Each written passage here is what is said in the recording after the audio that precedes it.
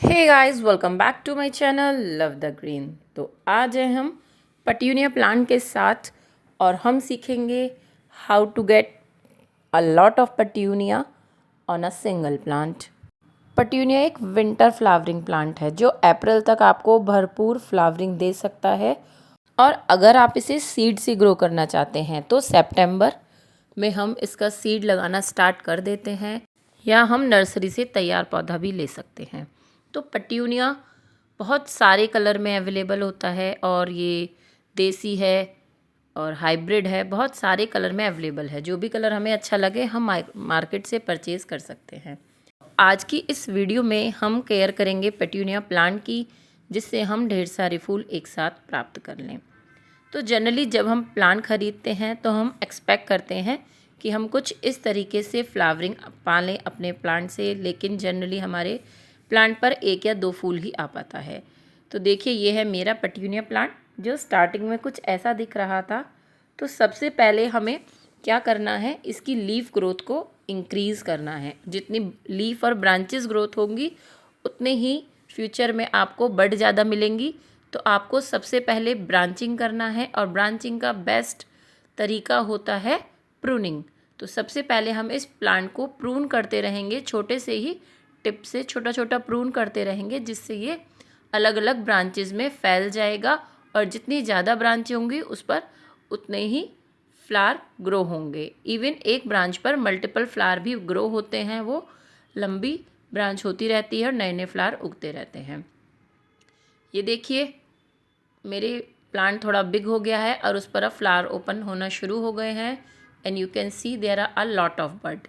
तो मैं शेयर करूँगी कि ये मैंने किस तरीके से प्राप्त किया। तो सबसे पहले हम बात करेंगे प्लांट की कंपोस्टिंग की, न्यूट्रिशन की, जिसके लिए मैं यूज़ कर रही हूँ ग्राउंडनट केक। ग्राउंडनट मतलब मूंगफली की खल। तो ये हम इसलिए यूज़ कर रहे हैं क्योंकि एक विंटर प्लांट है और ग्राउंडनट की जो ये केक है ये थोड़ा गर्म होता है, प्लांट को एनर्जी ज़्यादा प्रोवाइड करता है। तो इसके लिए मैंने इसको डिप करके रखा था कुछ दिन के लिए, 2 या 3 डेज़ के लिए आप इसको रख सकते हैं। मैंने इसको एक बॉक्स में डिप करके रखा है और ये अच्छे से फर्मेंट हो चुका है।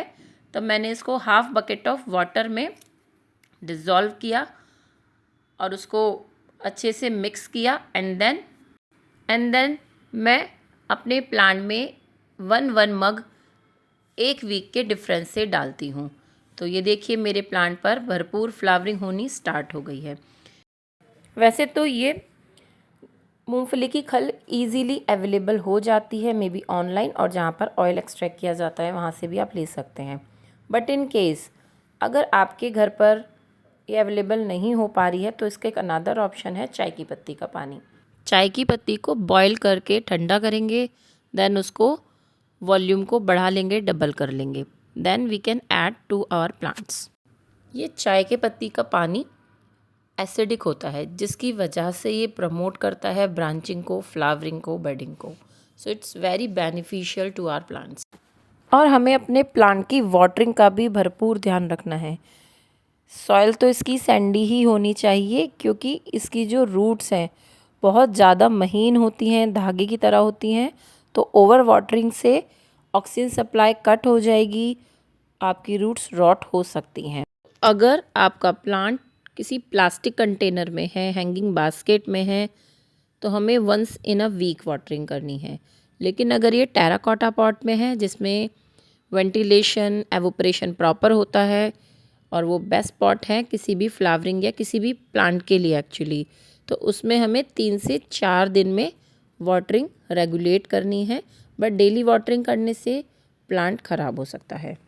तो देन प्रूनिंग से ब्रांचिंग तो इंक्रीज़ हो जाती है, लेकिन बहुत केसेस में ऐसा भी होता है कि बडिंग हुई, फ्लावरिंग हुई और स्टेम और लीफ धीरे धीरे ड्राई होकर प्लांट डाई हो जाता है। दैट मीन्स अगेन बडिंग नहीं हुई।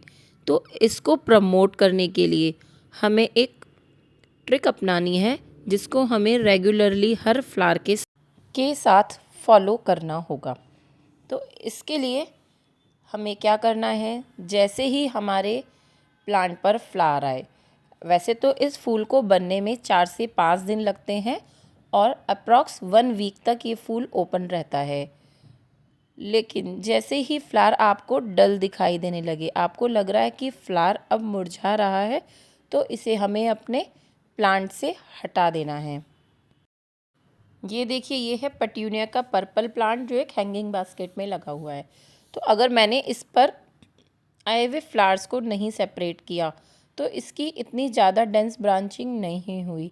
तो ये जस्ट किया था आपको शो करने के लिए what is the result, what is the difference between these two things. तो इनको हम सेपरेट कर लेंगे इन फ्लावर, डेड फ्लावर्स को, क्योंकि ये जो फ्लावर है ये डेड होकर लेकिन एक्टिव रहते हैं, तो ये सीड को ग्रो करना शुरू कर देते हैं। जैसे ही फ्लावर मुरझा जाए उसको सिज़र से कट कर दीजिए और कोशिश कीजिए सिज़र का ही यूज़ करें, क्योंकि पिंचिंग से कई बार स्टेम भी ब्रेक हो सकती है because it is a very delicate plant. जैसा कि हमें दिख रहा है फ्लावर तो डाई हो गया है लेकिन उसके सेपल ओवरी अभी भी ग्रीन है। That means they are starting to produce seeds. तो अगर हमें सीड की नीड नहीं है तो हम इसको सेपरेट कर देंगे, क्योंकि प्लांट की एनर्जी वेस्ट होगी। और यस, मार्च एंड में हम इसके सीड सेव कर सकते हैं। Just leave 4 to 5 flowers, don't cut them, और वहाँ पर सीड ग्रो हो जाएंगे and then we will save them for the next season. अगर ये आप छोटे छोटे टिप्स और न्यूट्रिशन प्लांट को देते रहेंगे तो आपका प्लांट भी इसी तरीके से फूलों से लदा रहेगा, आपका गमला भी भरा रहेगा। तो आज के लिए सिर्फ इतना ही। और अगर आप अदर प्लांट्स के बारे में अदर इन्फॉर्मेशन चाहते हैं, so just visit the channel page and do subscribe, and if the content is useful to you, just like, share and comment me what is your query. Thank you so much. Thank you for watching. See you soon in the next video. Bye bye.